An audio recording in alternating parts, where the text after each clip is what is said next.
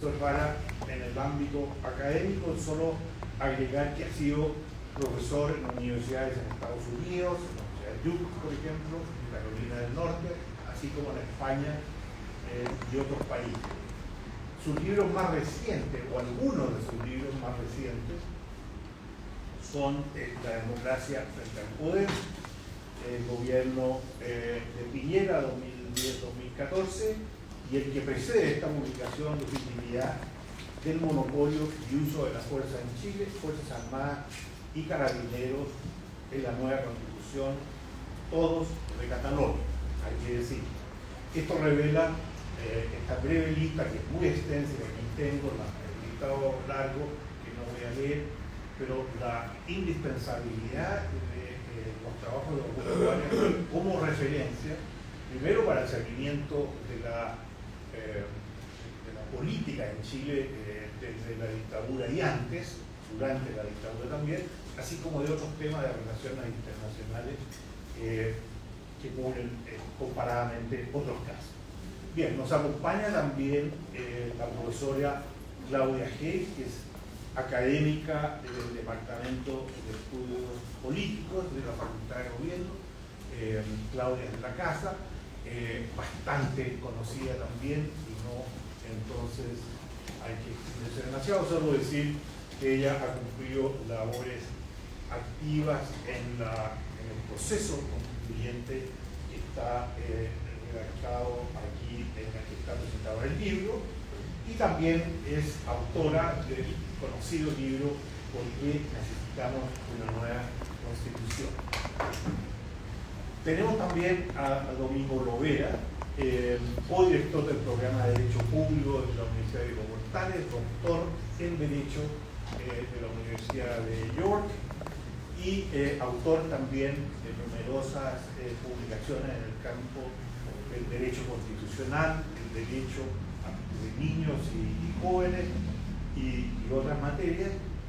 Y también hay que señalar que ha sido también activo participante en el proceso que el libro describe de los procesos constituyentes, en particular su pertenencia a la comisión experta y las discusiones que así se desarrollan. Entonces vamos a partir con una presentación de Arturo Infante, de la editorial Cataluña. Luego va a intervenir la doctora Hayes. Después va a seguir Domingo Lovera, para lo cual, como Domingo tiene un PowerPoint, todo este link va a bajar ceremoniosamente, y luego retornaremos acá en que va a decir las palabras Augusto Varas. Y yo cerraré con unas breves palabras.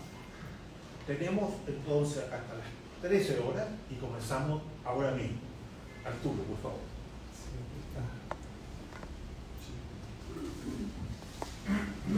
Muy buenos días, muchas gracias.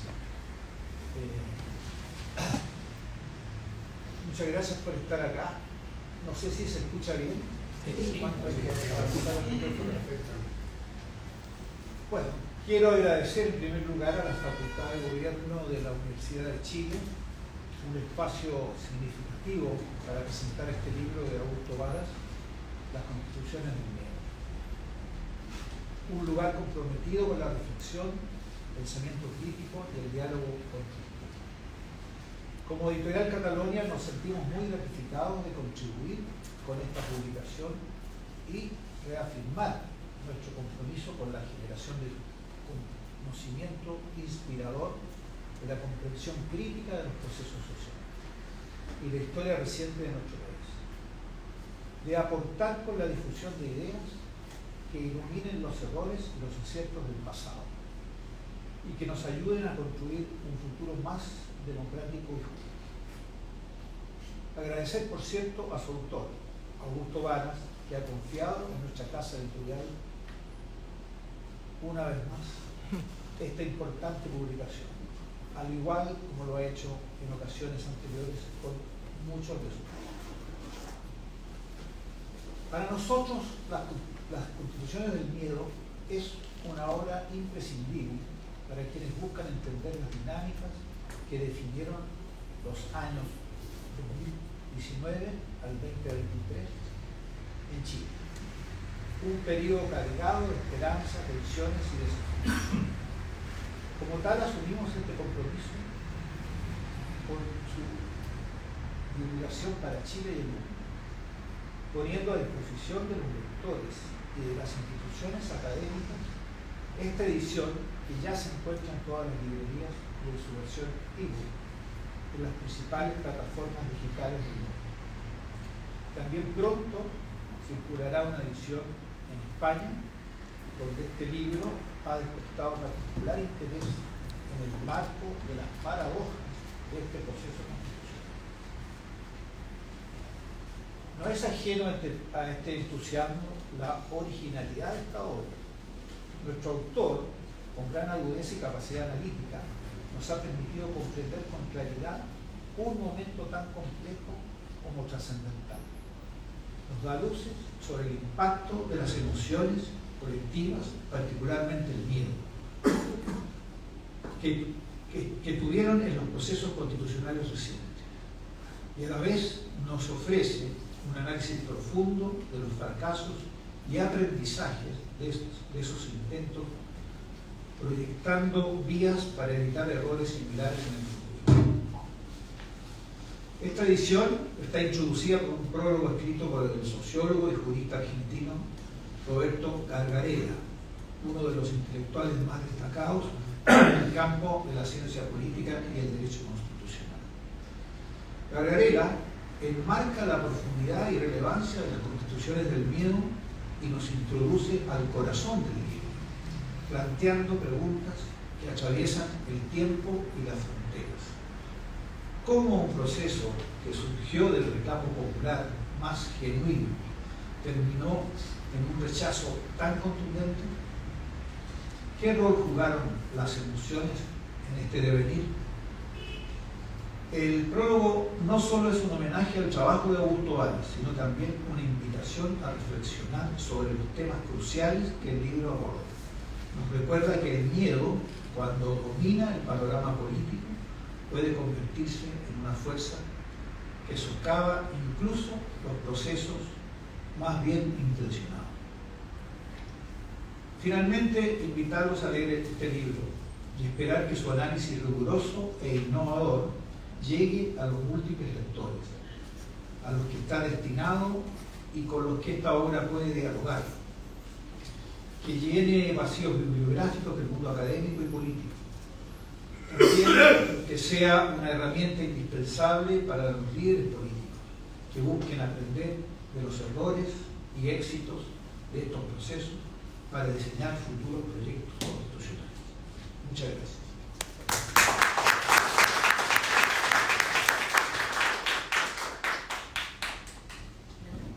Doctora Hayes, por favor, 15 minutos. Ya. Bueno, muchas gracias por la invitación. Es un honor realmente comentar este libro recién aparecido. Y quisiera partir valorando dos cosas de esta obra. Primero, su oportunidad y segundo, su enfoque. Es muy oportuno este libro porque creo que es un aporte al estudio de este extraordinario momento de crisis y de los dos esfuerzos fallidos de canalización institucional que vivimos en Chile a través de los recientes procesos constituyentes. Y junto con el libro El proceso fallido también de Cataluña, creo que estos son los primeros esfuerzos analíticos comprensivos que se han publicado sobre esto. Ha habido artículos académicos, pero la verdad es que obras de esta envergadura en formato de libro no tenemos todavía. Seguro que se están produciendo, hay editoriales internacionales también que están por producir más trabajos sobre el proceso constituyente, pero creo que estos son los primeros realmente esfuerzos analíticos sustantivos que se preguntan por el proceso en su conjunto. Hay también, por supuesto, otras publicaciones de carácter más testimonial, diarios de los convencionales, etc. Y en segundo lugar, respecto del enfoque, algo que señalaba ya Arturo Infante, que tiene que ver con esta poca frecuente mirada al papel de las emociones en el proceso. Y en ese sentido creo que recoge una propuesta planteada desde el ámbito de la teoría política, por ejemplo, por autores como Martha Nussbaum, de integrar las emociones en el análisis de los factores que son necesarios para una sociedad democrática, justa y estable. Nussbaum, que es una de las principales teóricas que ha escrito sobre emociones y política, habla de ampliar la idea de justicia, que es el enfoque desarrollado por Amartya Sen, que aquí en el gossip académico Amartya Sen y Martha Nussbaum fueron pareja en algún momento, entonces yo creo que eso también explica cómo el enfoque de las capacidades entró en el marco teórico de Martha Nussbaum. También después Martha Nussbaum escribió cosas de carácter constitucional, que no creo que sea casualidad que las desarrolló en conjunto con su pareja posterior, que fue Cass Sunstein. Pero bueno, creo que hablando de Nussbaum, es importante esta invitación a hacerse cargo de la imbricación entre emociones y política, y en particular porque la idea de racionalidad, de que la política es algo racional, ha servido muchas veces para justificar, por ejemplo, la dominación sobre las mujeres como seres no racionales, sobre pueblos colonizados que han sido infantilizados, sobre los propios niños, niñas y adolescentes menores de edad que también son considerados carentes de racionalidad y por ende sujetos de dominación y de opresión. Y Nussbaum habla de la racionalidad de las emociones, de que hay una cierta racionalidad también en las emociones y de que es necesario reconocer que la política se construye en el lenguaje y se nutre de una conjunción de valores, intereses, ideologías, preferencias y emociones. Basta ver, por ejemplo, el papel que juega la emoción del miedo, que es la protagonista de este libro, está en el título, Las Constituciones del Miedo. Hobbes fue el precursor de la idea del actor racional autointeresado, o sea, de esta idea de la racionalidad de la política, y sin embargo el miedo está en el origen de su idea del pacto social. Hobbes escribió sobre la idea de que las personas pactan para salir del estado de la naturaleza, pactan cada cual con cada cual, y con esto generan el Estado, digamos, el leviatán o la persona pública, pero al mismo tiempo él escribe que su madre, que estas ideas surgieron en él a partir del miedo que tenía su madre, el miedo a la guerra civil, el miedo a la invasión, y es ese miedo el que hace buscar seguridad y el que finalmente termina justificando el pacto social y, en el caso de Hobbes, el poder absoluto de los monarcas, ¿verdad? Entonces la seguridad como valor supremo emana también del miedo, en el caso de Hobbes. Maquiavelo habla también del miedo, por supuesto, habla en El Príncipe, se pregunta si es mejor que el príncipe sea temido o amado, dice que ojalá sea amado, pero que es más importante que sea temido, y habla del papel del temor en el gobierno, en el ejercicio efectivo del gobierno. Bueno, Max Weber, otros realistas también hablan del miedo, de la violencia, de la coacción, y esto me lleva a hablar del miedo en el constitucionalismo de Chile. Esta es una reflexión que desarrollaron hace un tiempo Renato Cristi y Pablo Ruiz-Tagle, que en un trabajo que aparece bastante citado en la obra de Augusto Varas, que se llama El constitucionalismo del miedo, y donde ellos se refieren específicamente a la Constitución del 80, ¿verdad? La Constitución del 80 como producto del miedo en temas que tienen que ver con propiedad, bien común, poder constituyente. Ese libro es del año 2014. Hace 10 años reflexionaban estos autores sobre el miedo en nuestro problema constitucional y en la Constitución que nos rige, ¿verdad? Y ahí ellos argumentaban que el miedo de la derecha chilena básicamente está en el corazón del proyecto refundacional de democracia protegida, de democracia tutelada por las Fuerzas Armadas, que se buscó consolidar en la Constitución del 80 y que determina nuestra vida política. Miedo sobre todo a la afectación de la propiedad por parte de las mayorías, miedo a la política democrática en un sentido, ¿verdad? Muchos tuvimos la esperanza de que el reciente proceso constituyente lograra superar ese miedo y lograra generar un espacio de encuentro. Pero 10 años después de ese libro de Cristi Ruiz-Tagle tenemos ahora este libro de Augusto Varas, que nos muestra que el miedo fue un elemento condicionante en ambos procesos fallidos y probablemente un factor determinante en la imposibilidad de lograr ese encuentro, de lograr superar esta dificultad política que hemos tenido en Chile. El texto ofrece una lectura histórica que retrotrae, por cierto, al trauma divisivo de la Unidad Popular y del golpe de Estado. Hace un análisis del miedo en los procesos constituyentes recientes y su rol en aspectos específicos como el acuerdo del 15 de noviembre, las reformas constitucionales que vinieron después, las 12 bases del acuerdo para el segundo proceso, etc. Y todo esto me recordó todos estos esfuerzos institucionales de generar acuerdos que se hicieran cargo de los temores del adversario. Me recordó mucho al Estatuto de Garantías que se firmó antes de que asumiera el presidente Salvador Allende, en los tiempos de la Unidad Popular, donde había un gran miedo que trató de canalizarse institucionalmente en ese documento como un esfuerzo parecido a lo que se describe en este libro por reducir el miedo, por moderar también la acción política de las personas que estaban asumiendo el poder.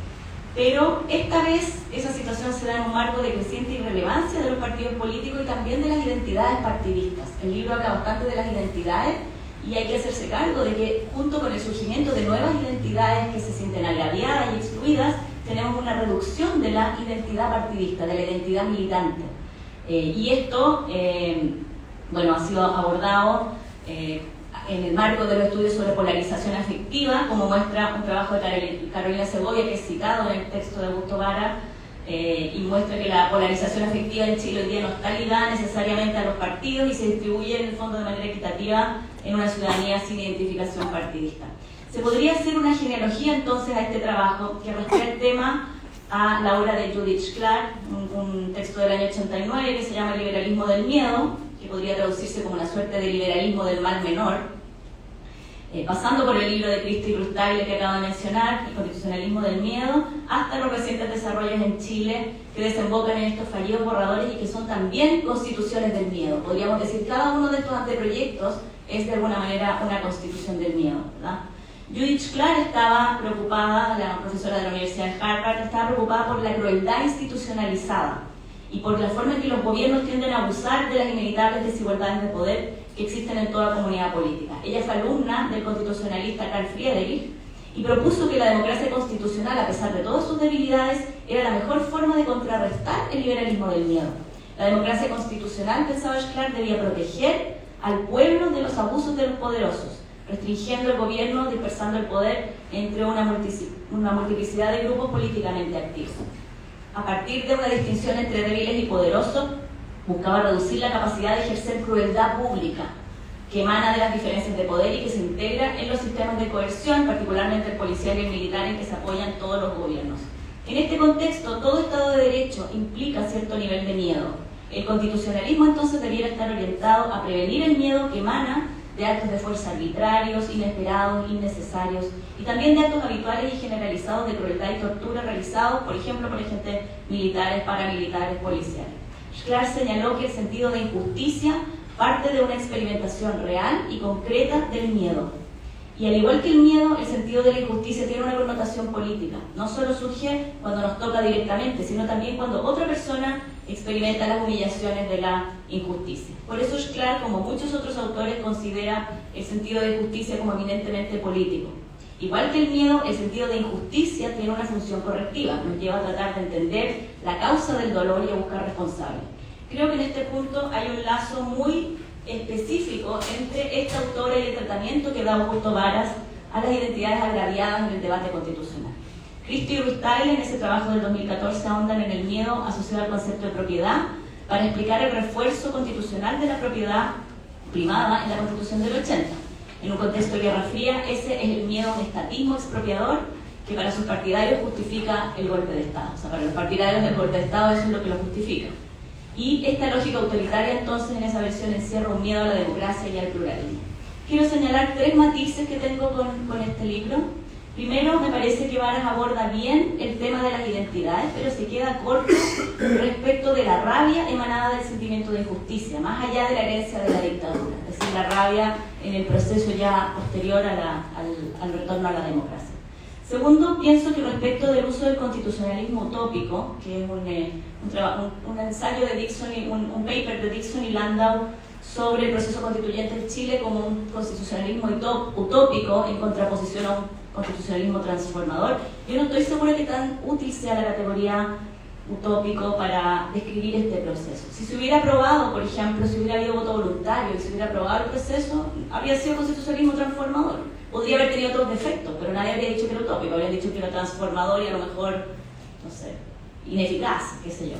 Y yo creo que esto de utópico es un apelativo ex post, que es parecido a lo que pasa con la gente que dice que fue constitucionalismo populista el proceso constituyente. Yo creo que se pueden decir otras cosas más descriptivas, como que había una ambición de mostrar cambio más allá, por ejemplo, de la posibilidad política, ¿de acuerdo? Y también de la posibilidad técnica, de la posibilidad concreta de realizar las transformaciones que se pretendían, y que llevó muchas veces a que hubiera cambios de nombre en instituciones que quedaban casi iguales, con un nombre que trataba de mostrar cambio más allá de lo factible. Y en esto recojo lo que dice en su prólogo Roberto Gargarella, que considera que el cambio en la sala de máquinas de la propuesta de la convención fue más bien modesto. Él dice que se mantuvo el modelo presidencialista, centralista, unitario, etc.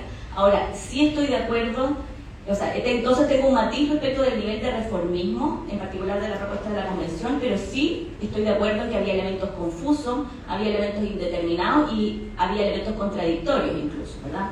Especialmente creo que Varas hace hincapié en la forma de Estado, que yo concuerdo que era muy problemática, las contradicciones que había respecto de la descentralización y las autonomías locales. Todo esto, en todo caso, toda la propuesta tenía que pasar por el sedazo del sistema político tradicional. Y el tercer matiz que tengo es con el problema de la legitimidad de origen de la Constitución del 80, que se menciona en una parte del principio, donde Varas dice que la Constitución tiene una legitimidad fáctica de ejercicio, pero que nunca pudo superar el problema de legitimidad de origen. Es cierto que tiene una legitimidad fáctica que se expresa en el hecho de que ha funcionado, digamos. Ha sido tan efectiva que es uno de los ejemplos que ponen Murillo, Levitsky y Brinks en su libro sobre instituciones, de cómo una institución rígida y eficiente puede ser problemática para la democracia. Pero yo creo que sí ha operado de hecho, pero que su ejercicio sufrió cuestionamientos importantes de legitimidad en el presente, en el ejercicio. Por ejemplo, con el tema del CERNAC, la declaración de inconstitucionalidad de la ley que le daba dientes al CERNAC, o con la imposibilidad de modificar el régimen de aguas y otros elementos que han minado, yo creo, su legitimidad más allá del tema del origen. Para cerrar, quiero decir que este libro describe en detalle el proceso, las etapas, el complejo entramado de reformas políticas que involucró este intento de cambio constitucional. Habla también, yo creo correctamente, de los 3 intentos fallidos. Si bien el texto se centra en los 2 órganos electos, habla del proceso de Bachelet y plantea los 2 procesos elegidos, el de la Convención y el del Consejo, como un doble opuesto, en una descripción que me parece muy buena.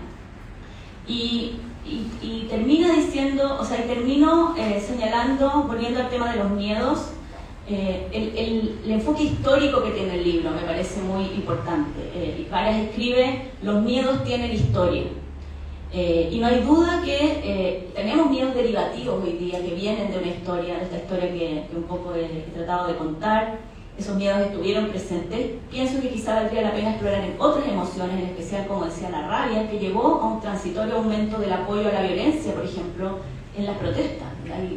Ha bajado ahora el apoyo a la violencia, pero hubo un momento en que había una alta adhesión, incluso una justificación de la violencia en las protestas, y que luego se dio frente a los eventos que describe el libro, cambios en la autoridad política, crisis económica, etc., y que exacerbaron, yo creo, el rechazo a la incertidumbre.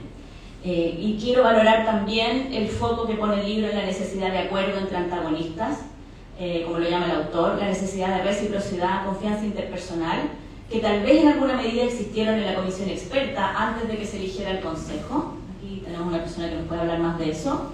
Y esto habla de un encuentro no solo entre izquierda y derecha, como en el Chile de los 70, sino una necesidad de encuentro entre élites y ciudadanía en un contexto de crisis de la representación. También habla de los procesos participativos, que yo creo que tienen que ver con este problema de la mediación política. Las constituciones del miedo, finalmente, que se describen en este libro, no lograron dar forma a una democracia sin miedo. Y eso es lo que, de alguna manera, quedó pendiente de este proceso en Chile. Muchas gracias.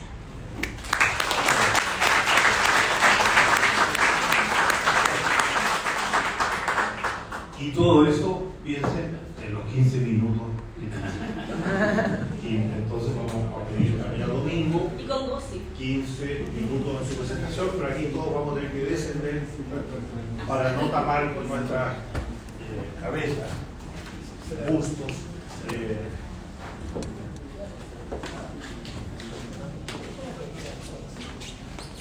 Ayer.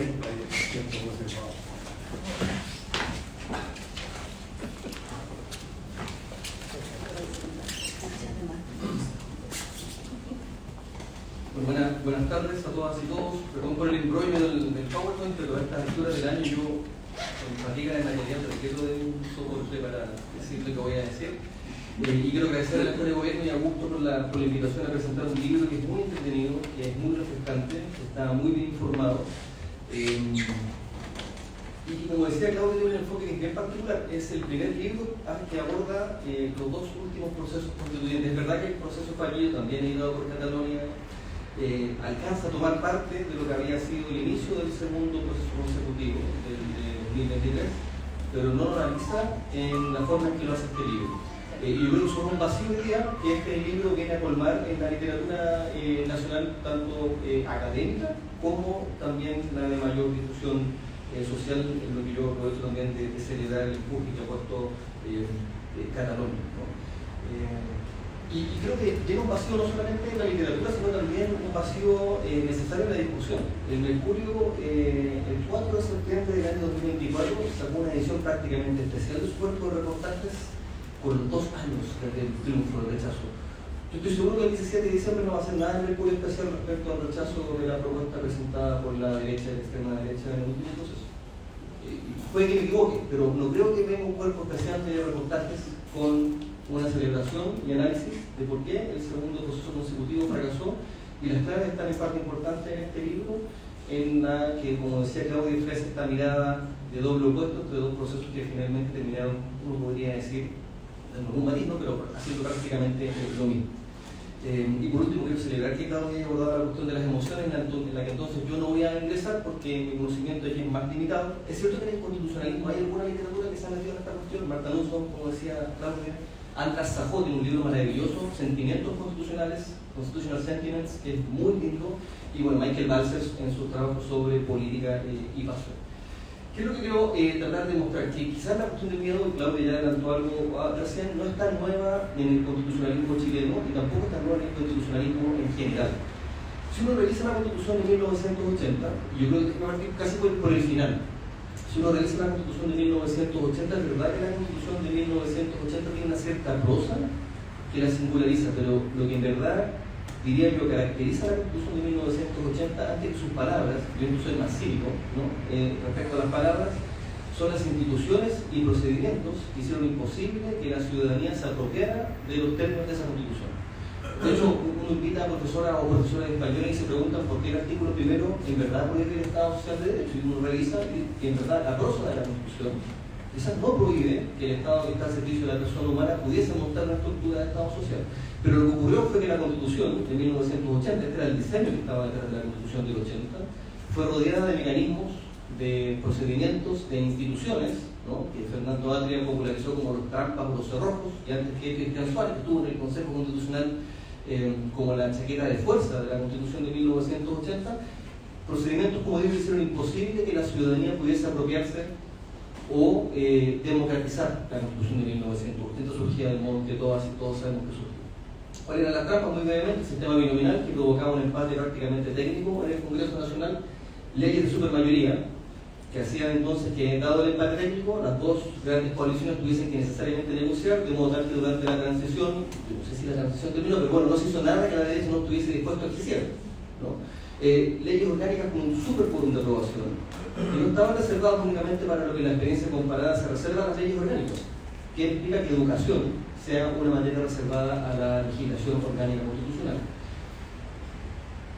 Un control preventivo de constitucionalidad anómalo en la experiencia comparada, que trae a la justicia constitucional al interior del proceso legislativo y que estaba diseñado, esto es lo que dice Fernando Atria, y alguna literatura dijo que era algo exagerado, para que en el caso en que el Congreso estuviese algo dormido y aprobara normas que iban en contra de la coerción de la Constitución, bueno, el tribunal estuviese presto preventivamente para intervenir y impedir que ello ocurriera.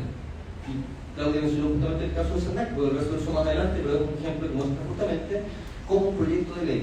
Fíjense ustedes, yo creo que es poco polémico, no es aborto, no es eutanasia, no es Estado social, no es reforma laboral, es derechos de consumidores y consumidoras, aprobado por mayorías transversales en el Congreso Nacional, donde no hubo desacuerdo respecto a la constitucionalidad de su proyecto. y yo creo que esto es algo de buena fe, parlamentarios y parlamentarias discutieron, acordaron, aprobaron por mayorías amplísimas una reforma a la institucionalidad en materia de protección del consumo. Fue de todas maneras declarado inconstitucional en la etapa preventiva por el Tribunal Constitucional. Y la guinda de la torta, o el metazorrón, como dice Fernando, los quórum de reforma constitucional hasta hace poquito de 2/3 y 3/5, dependiendo de cuál es el capítulo que se iba a modificar. ¿Qué pasó? Insisto, hay una cierta prosa que es verdad que está presente en la Constitución del 80, pero como dice Carl Juren en un artículo maravilloso del 1931, la Constitución son sus instituciones.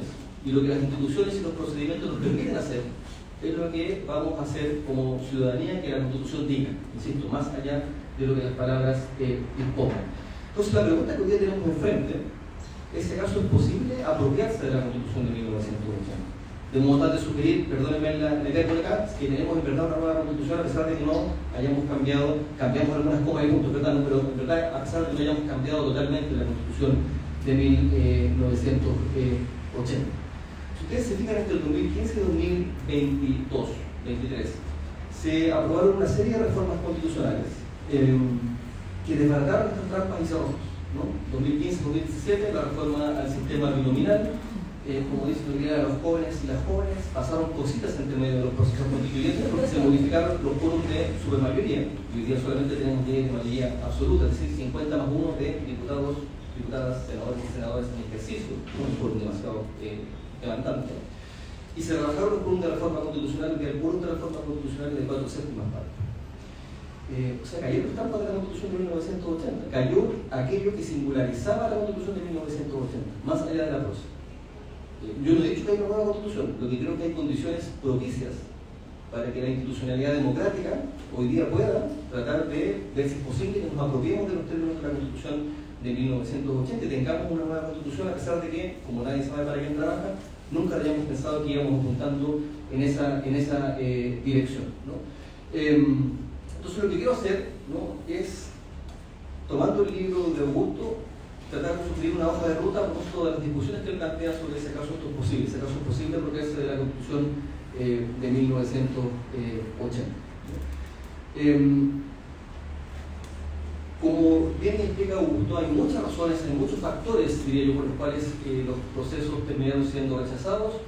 Él adopta un enfoque particular que dice relación justamente con qué es lo que buscaban estas dos propuestas constitucionales que finalmente terminaron siendo rechazadas por la ciudadanía, y coloca énfasis en esta idea del miedo como un sentimiento constitucional, ¿no?, como una emoción constitucional.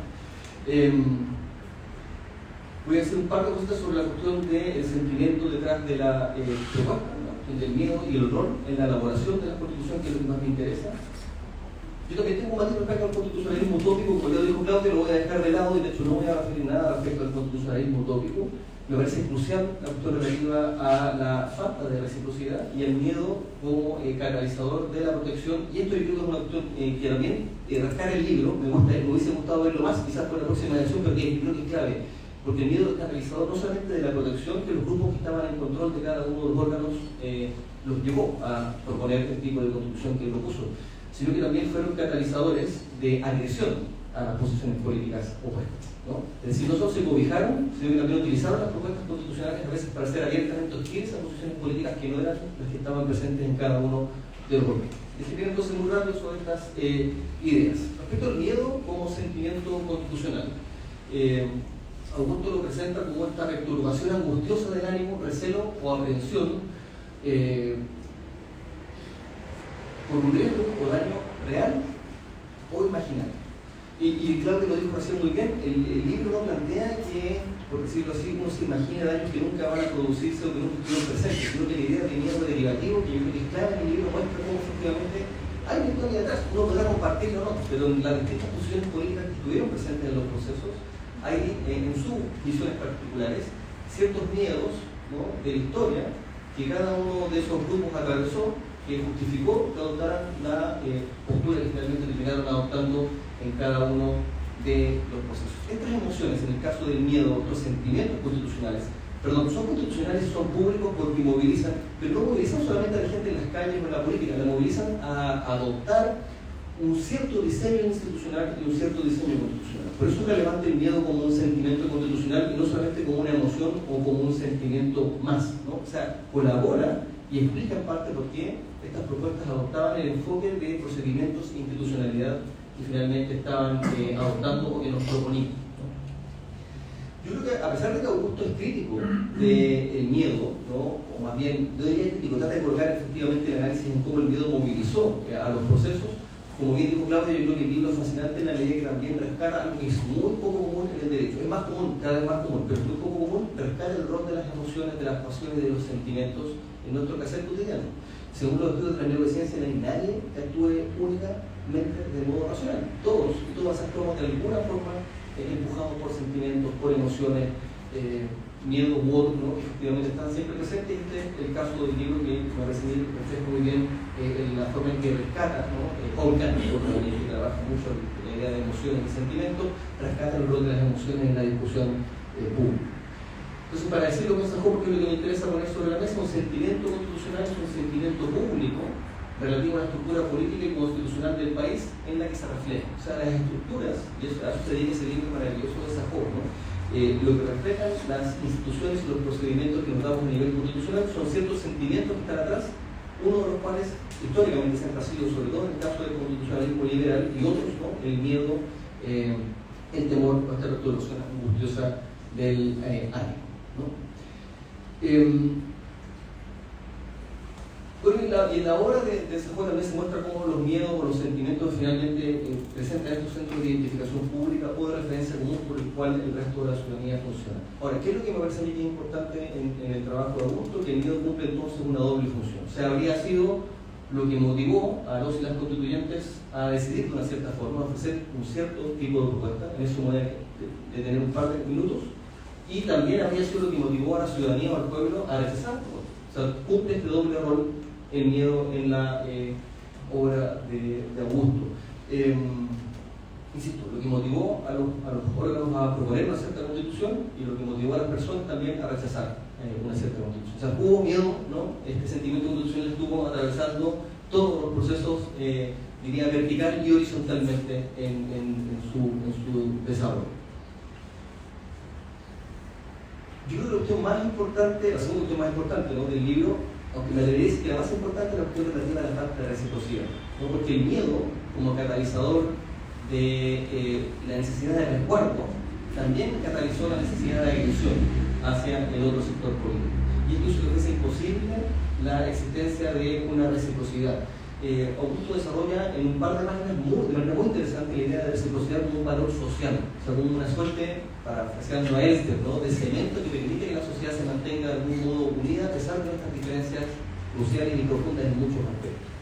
Pero no tuvimos, ¿no? esa contención de reciprocidad en los procesos constitucionales. ¿Por qué no la tuvimos?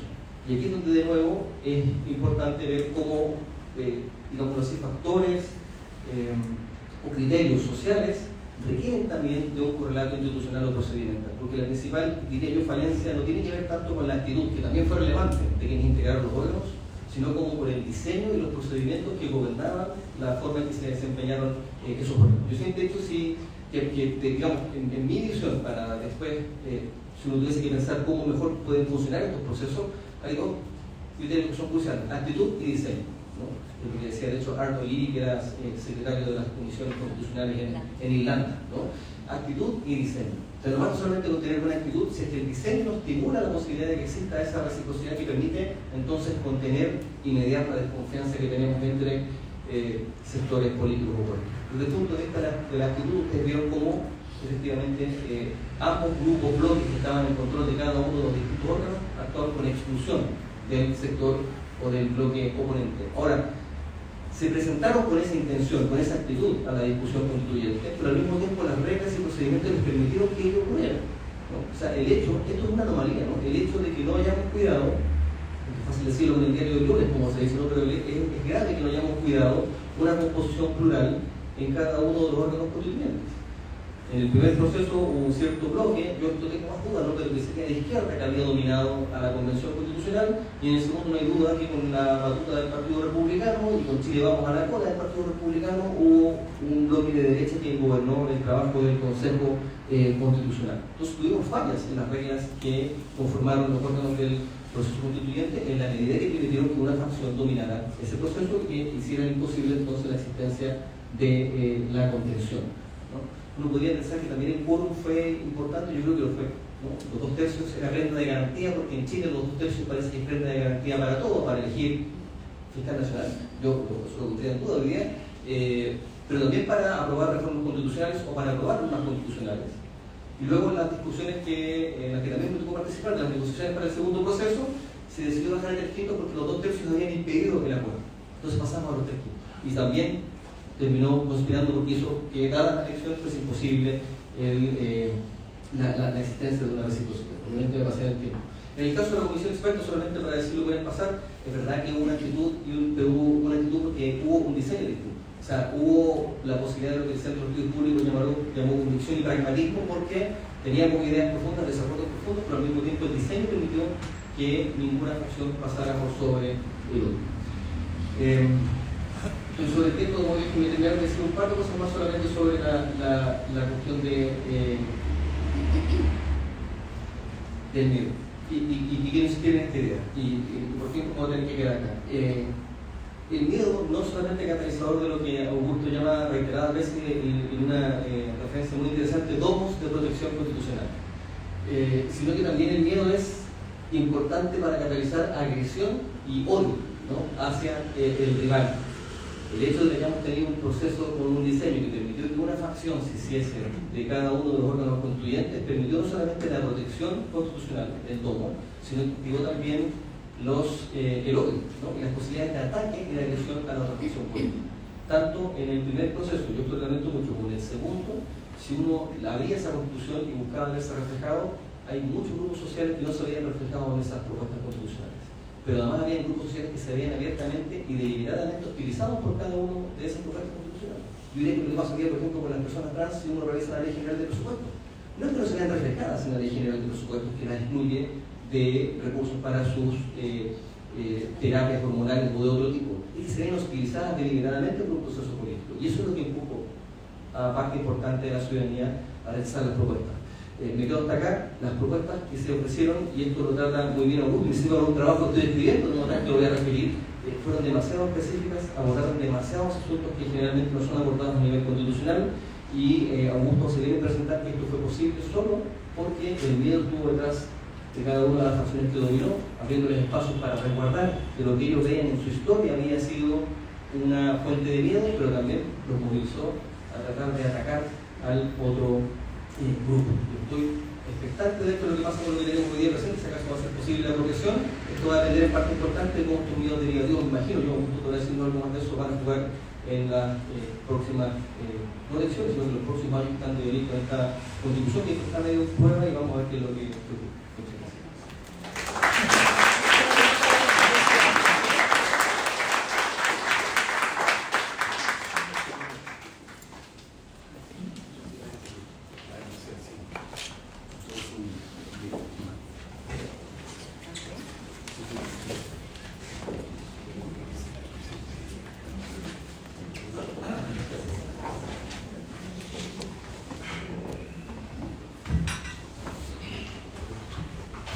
Bien, después de esa orgullosa comentario de Domingo y Claudia, el autor nos va a dirigir alguna palabra. Y bueno, ¿podemos apagar esto para...? Podríamos volver solo al anterior. Bueno, está bien. Claro.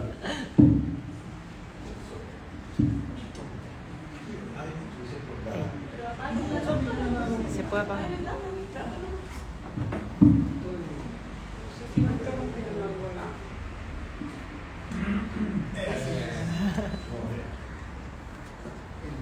Profesor Paras, paso el micrófono. Bueno, muchas gracias, Felipe, muchas gracias a todos ustedes por acompañarnos en esta presentación. Gracias, Felipe, por tu generosa y sustantiva introducción, y gracias por tu intermedio a la Casa de Bello, a esta Casa de Bello, visitada en esta oportunidad por Iván Yaxi, su principal biógrafo y analista. Así que estamos muy en casa. Bueno, igualmente agradezco a la Facultad de Gobierno y al Departamento de Estudios Políticos, Felipe, no solamente por esta posibilidad, sino que también por poder haber compartido y poder compartir con quienes han realizado importantes aportes, como Claudia y otros que están aquí, al proceso constitucional y a la discusión constitucional en el país. Igualmente quisiera agradecer a Claudia y a Domingo, puesto que no solamente son académicos directamente involucrados con el proceso, sino que han contribuido a la discusión y al debate, no solamente en los procesos, sino que en la organización, llamémosle cultural, de ideas en torno al desarrollo de una nueva constitución. Y me parece que los valiosos y sustantivos comentarios que ustedes han hecho, dan para, como se dice, como decía Arturo, para una segunda visión. Vamos a ver. Pero al respecto también quisiera agradecer a Arturo Infante y a Verónica Vergara, de Editorial Catalonia, porque sin el solidario interés y apoyo a este tipo de trabajo habría sido imposible. Yo quisiera hacer una breve relación, una breve acotación sobre el rol que ha tenido Catalonia como empresa editorial, porque no solamente es una empresa, sino que también es una iniciativa cultural.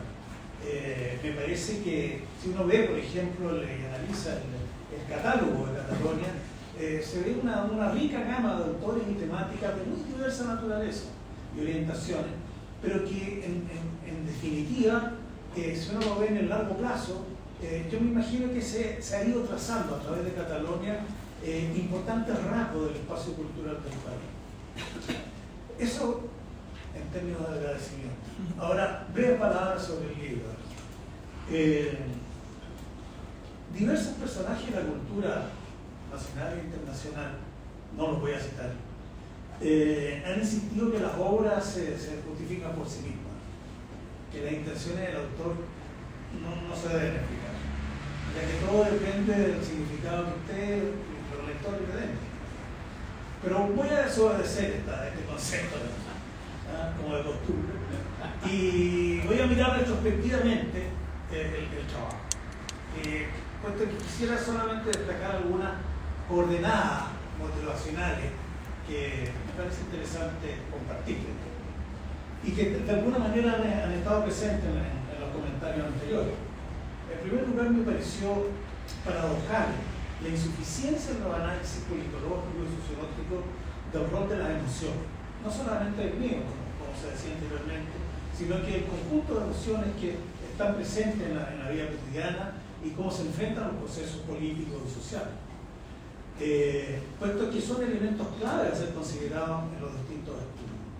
Pero al mismo tiempo que se da esta insuficiencia, paradojalmente vemos que están cada día más presentes, ya sea por la función y el rol de las redes sociales, por ejemplo, que permiten una expresión emocional que no se da y no se permite en la relación uno a uno. Es decir, hay mucha agresividad a veces en la reacción que están consignadas en las redes sociales. Entonces, es una tensión. Por una parte, existen estas emociones con fuerza, cada vez mayor, con mayor presencia, pero los análisis no las consideran suficientemente.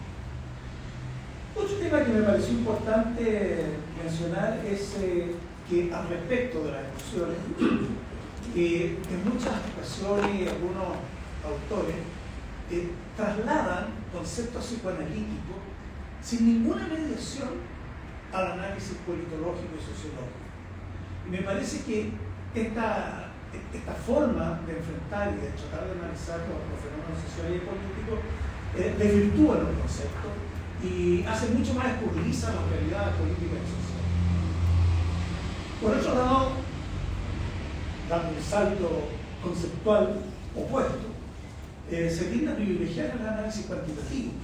O sea, hoy día es muy difícil para los académicos en ejercicio publicar sin fórmulas, ni ecuaciones, ni tablas de estadísticas para ser aceptados en revistas indexadas. Entonces también ahí hay sucede que con el análisis cualitativo no se logra penetrar suficientemente el análisis de los problemas, la esencia de los problemas. O bien se privilegia una sola causa, cuando la experiencia indica que los fenómenos sociales son multivariados, por lo que la multidimensionalidad es importante para entender. Finalmente, debo confesar que esta reflexión me ha servido también como una especie de punto de fuga para recapacitar. No tengo una hoja de ruta, digamos. Sugiero algunas cosas, ¿no? Como se llama, una conclusión de cómo se podría superar nuestro dilema constitucional. Y ahí me sumo a las palabras de Roberto Cartagena, del prólogo, cuando dice que él lo ve como una invitación para imaginar soluciones a la crisis de la democracia constitucional que vivimos.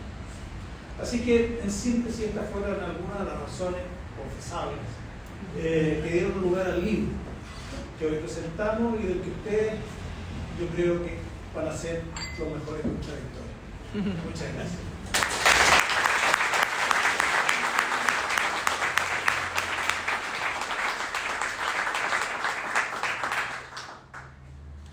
Gracias, doctor Varas, por agradecimiento a la facultad y al propio departamento. Y quiero colgarme de ese agradecimiento que ha hecho para referirme que están aquí efectivamente presentes también otras personas que han sido parte de esta discusión amplia del proceso. Por ejemplo, nuestra profesora María Cristina Escudero, y también junto a Claudia participó en momentos de este proceso constituyente de distintas capacidades. Está presente también el doctor Hugo Frulli, que aquí ya es un factor de edad, hay que confesarlo. El profesor Frulli, que fue importante en las discusiones sobre la reforma del 89 a la Constitución de la Transición, y que luego en sus publicaciones ha seguido siguiendo esta cuestión. También hay que mencionar a nuestra profesora Isabel Castillo, que ha sido no partícipe de los procesos constitucionales, pero sí de parte de los trabajos de Augusto Varas como colaborador. También quiero destacar a la profesora Mireya Dávila, de nuestro departamento y facultad, por su liderazgo en el grupo de investigación de Fuerzas y Fuerzas Armadas, que ha desarrollado una serie de actividades en las cuales el profesor Varas ha sido permanente presencia y que se extendió también al grupo de análisis de Fuerzas y Fuerzas Armadas, que estaba representada en una bancada. Bien, y por supuesto destacar la presencia del Premio Nacional de Historia, que infunde cierto temor también esa presencia a quienes pensamos hacer alguna referencia histórica, porque habrá que hacerla aún así. Pero en fin, Augusto, y con esto voy a tener, me ha solicitado hacer unos comentarios al final como moderador y que van a ser muy cortos, por favor, alargar. Y estos se refieren a las siguientes cuestiones. No voy a repetir la referencia a la tremenda contribución que hace este libro en distintos ámbitos y que es un libro de referencia, creo yo, para toda la discusión constitucional que viene, que seguirá sobre el pasado constitucional y lo que vendrá. Pero quiero destacar ahí algunas cuestiones. Creo que este libro, como ya se ha dicho, por Domingo y Claudia en distintos ángulos, que rescata el papel de las emociones en la política y que hace ver que ese es un elemento que no puede desconocerse. Hay una cita ahí muy interesante que hace Augusto de Louis Mayer, que se refiere a propósito de ese gran ciclo de generación de temor y de temor que fue la coyuntura de la reforma agraria, pues su río de miedos derivativos hacia adelante, en que Louis Mayer dice, entonces, no fuimos capaces de entender, de captar los miedos, la referencia a las reacciones subjetivas en los afectados y ese proceso genera. Y entonces hay un llamado ahí a tener más presente estas cuestiones en distintos ámbitos de la política. Uno podría referirse a distintos ámbitos porque no hay tiempo para hacerlo, donde esa presencia es necesaria de observar y destacar. Pero hay aquí una referencia a las emociones, a los miedos, a las iras, que conecta muy bien también con, que está basada en toda una serie de conceptos como las cuestiones de las identidades, la confianza interpersonal, etc. Se teje una trama de conexiones conceptuales que plantan el concepto del miedo y las emociones en el devenir político, pero también hay una suerte como de teoría implícita de una trayectoria política histórica de Chile marcada por hitos de miedo. Y hace referencia a Rodrigo, a Rafael Saquedo, que plantea su origen en el siglo XX con el periodo de la cuestión social y el anticomunismo que ahí se generó, etcétera, etcétera. Y aquí es donde tengo el miedo de la presencia del Premio Nacional, la referencia a miedos anteriores en el siglo XIX, pero miedos mitigados. Eso es lo interesante para rescatar, porque hay aquí también una referencia a cómo las reformas, implícitamente, más explícitamente al final, de cómo las reformas, más que grandes planteamientos utópicos, pueden ser una forma de tratar estas cuestiones. Pero si uno se refiere, por ejemplo, a las reformas electorales de 1874, puede ser vista como un mecanismo anticipatorio de prevención de posibles conflictos mayores que habrían llevado a... Y ahí hay un temor, ¿no es cierto? El temor a la expansión del Estado, pero que se actúa sobre él mediante esta reforma. Pero en fin, aquí entonces con la cuestión de los medios, y esto que quiero destacar, hay una conexión con los desarrollos de la ciencia política reciente. Todo el trabajo, por ejemplo, sobre polarización afectiva, que hace referencia el libro muy explícitamente, conecta con esa otra dimensión del trabajo de la ciencia política que incorpora más resueltamente la emoción de las emociones. Sin embargo, creo que eso es insuficiente para dar una plena bienvenida de la ciencia política, y es que creo que hace falta explicitar y trabajar más la cuestión del miedo como estrategia política. Hay una referencia en el libro al referirse a escritos de Jaime Guzmán en 1969, que hacia el final del gobierno de Frei ya plantea el miedo como estrategia, y ahí lo rescata plenamente Augusto en su libro. Pero creo que para la reflexión al futuro, creo que es necesario también ver el miedo no solo como algo que emerge de un sustrato socio-psicológico, sino también que es parte de estrategia. En fin, ahí quiero dejar ese comentario. Quiero decir además brevemente que está la cuestión de, vista estos miedos como una secuencia de miedo histórico en el devenir político chileno, se plantea la pregunta entonces, ¿es posible detener esta secuencia de miedo?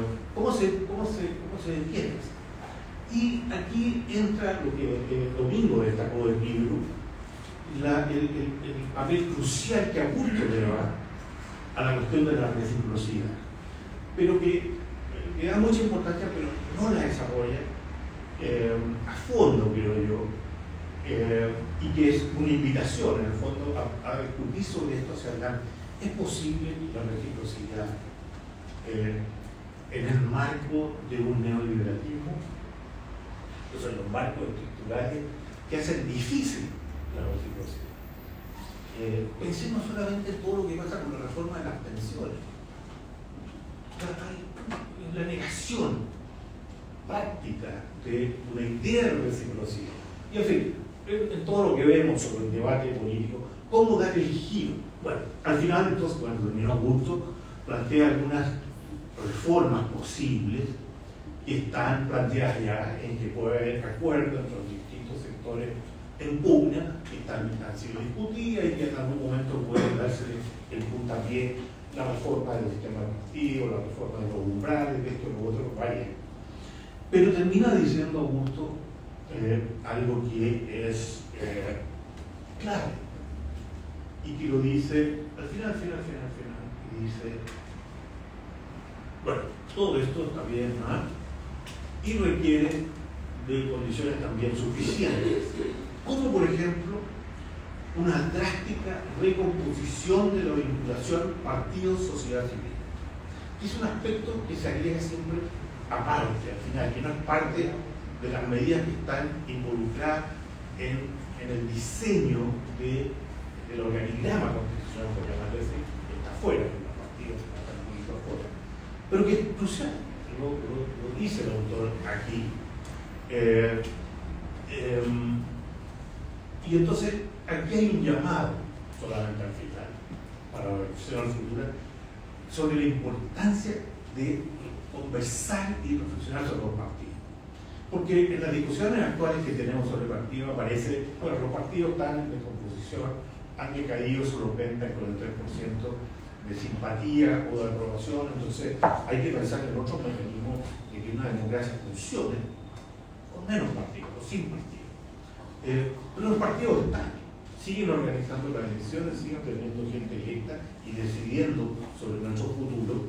Y en este marco que nos ha presentado Augusto están los partidos. Entonces, si esta es la condición necesaria y suficiente para avanzar en este camino, bueno, esto requiere una concentración y una dedicación de la ciencia política a este tema en particular de los partidos.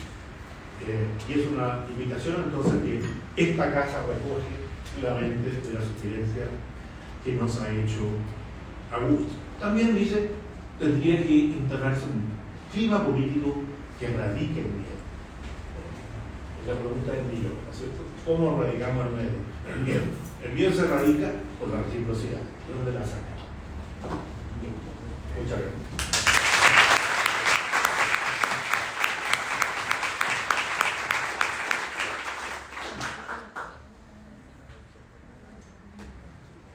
Perdón, hay un cóctel afuera esperando, un cóctel de café.